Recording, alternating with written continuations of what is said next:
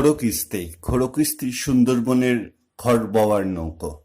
মূলত মেদিনীপুরের গেঁওখালি অঞ্চলের এই নৌকো সুন্দরবনে যায়, গিয়ে খড় নিয়ে এসে কলকাতায় বিভিন্ন জায়গায় সাপ্লাই দিত।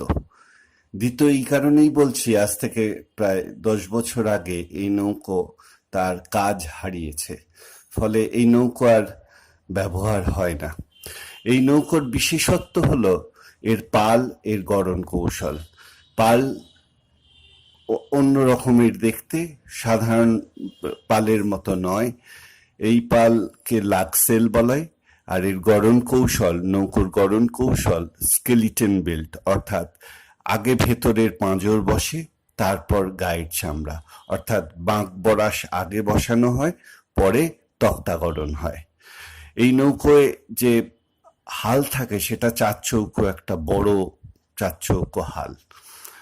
এই নৌকোয় কোথাও পাতাম ব্যবহার হয় না। যে পাতাম পশ্চিমবঙ্গে সর্বোচ্চ নৌকোতে ব্যবহার হয়, সেই পাতাম কিন্তু এই নৌকোর লাগে না।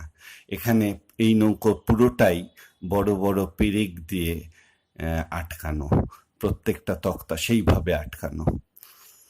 এই নৌকোকে খোরকিস্তি বলা হয়। আসলে খোরো মানে খড়, কিস্তি মানে কাস্তি থেকে এসছে, আরবিক শব্দ। এই নৌকোকে কেউ নৌকো বলে না, এই নৌকো বোট, মেদিনীপুরি বোট, কেননা এ দেখতে অন্যরকম।